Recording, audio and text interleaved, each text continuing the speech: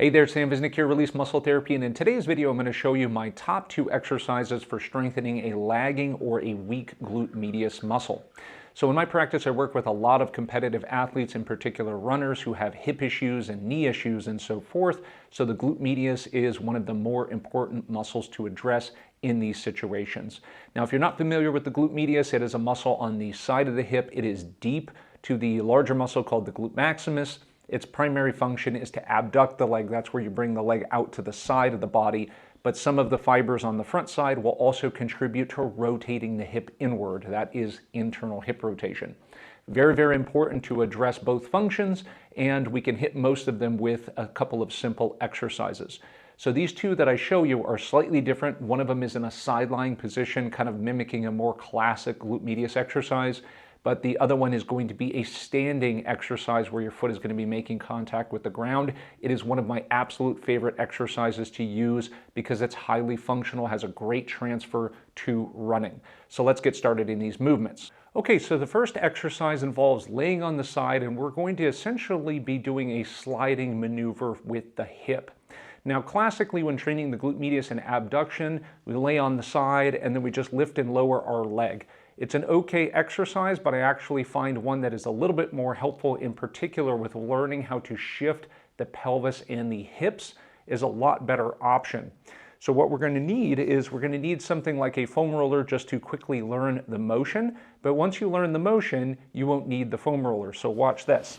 We're going to lay on the side and we're going to place our top leg on top of the roller. Make sure your head and neck is comfortable, and very, very important, we want to make sure our leg is in line with the body and our hip is not going backward. If we place the hip backward, when we lift the leg, we're going to be using a lot more of the muscle on the front of the hip called the TFL, tensor fascia lata. This muscle oftentimes does a lot of work. It's quite strong. And if you're targeting this muscle, you're not going to feel much of your glute medius. It's still working, but the lion's share of the work is going to the front of the hip. Make sure you push that hip forward and that the leg is in line with the body. Then you will feel more of your glute medius. Now what I'm going to have you do is to just take your top leg and just reach with that leg. So if I'm reaching that way with my leg, it's not a big movement, it's about 2 to 3 inches. But when I reach with that leg, you're going to feel the side of your left abdomen engage. A little bit of your obliques over there and a muscle called your quadratus lumborum on your left. When you reach with that leg, as long as you're not pushing down with the foot here or the top leg, you will feel your glute medius engage. That is the end result, or the position at the end of the movement. Then if we were to retract the leg and we pull it upward, we feel this hip moving up and we're shortening our right side. So the movement is lengthening, reaching, and retracting. Now all we have to do is just lift our leg up off of the roll and repeat the exact same motion. So my leg is hovering slightly higher than hip level, which is ideal. We reach with that leg, and as I reach, I feel my glute medius firing. It feels like it wants to cramp at this point, and then I retract the leg. I reach with the leg, and I retract with the leg. You're going to feel it a lot more when you reach. We hold there for a second, and then we retract, okay? By working in this motion, we're suspending the leg in the air. The glute medius is working through a range of motion, but we're controlling that mostly by the movement of the pelvis, not just lifting and lowering the leg. So I find this movement to be in particular helpful with learning how to control the torso, the hip, and the pelvis from this point, rather than just lifting and lowering from here, which is again also a useful exercise, but this is the one that I start with. Now to make this exercise more challenging, all you have to do is place an ankle weight around the ankle. It could be 1 pound, 2 pounds. That is a lot. You will definitely be feeling it if you use that much weight.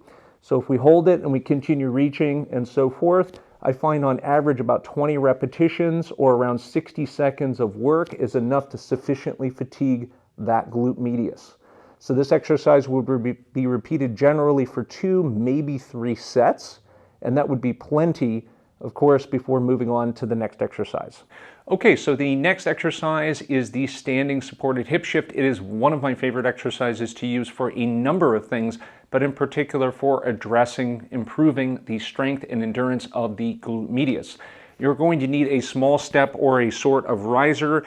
It could be a thick book that you can place your entire foot on. That will work perfectly fine as well.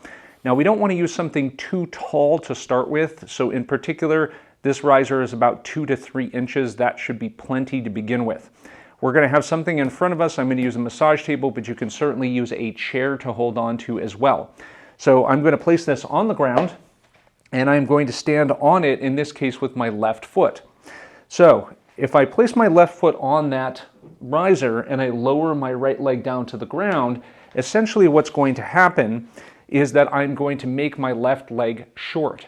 So if you look at the pelvis in this position, my left hip is higher than my right hip. So my left hip is positioned more in an internally rotated position. And if I'm slightly bent forward, I will feel a slight stretch in the backside of my left hip. That is the correct position. When we do the movement, I'm going to show you facing this direction so you can see it. Essentially what we do is we never place any weight on the opposite leg. So I'm not putting weight down on my right leg. All of my weight is on my left through the middle of the foot. So we have firm placement. I don't have my weight on the front of my toes, not excessively back on the heel, pretty much balanced. What I'm going to do here is I'm going to lift up the toes on my right leg so I'm not tempted to push off with it. And I am just going to lift my right leg, keeping my right leg straight, up in the air. So if I lift it in the air so it's approximately parallel with my left leg, I will feel my left glute medius contract. Because my pelvis is lifting up on my right side, I have to use that glute medius. Now to control it, I lower it back down to the ground, making contact with the right foot on the ground, but without putting weight on it, and I lift my left leg, or my right leg, up in the air again. So from the side, it looks just like this. The front position, what we want to do is just to use arm support here and to assist with not arching the back too much. We don't want to do this exercise completely upright. So as I lean forward, holding on to the chair here or a countertop, for example, my feet are placed right next to each other. I pick up my toe on my right. All I'm going to do is to lift my right hip up in the air, basically keeping that left and right leg straight. We're not turning it into a squat. We lower it back down again to make contact, and then we lift back up again. The goal is to do a fluid movement here, working on emphasis on coordination and rhythm. Slowly going up, slowly going down, okay? In about 10 repetitions or so, on average, you'll really start to feel a burn in that glute medius on the working side, which is going to be, in this case, the left. I will continue with this.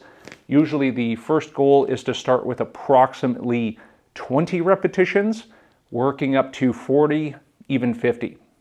By the time you get to about 40, 50 repetitions, you have good conditioning in the glute medius. You can now add an ankle weight to the down leg. So in this case, my left leg is on the block.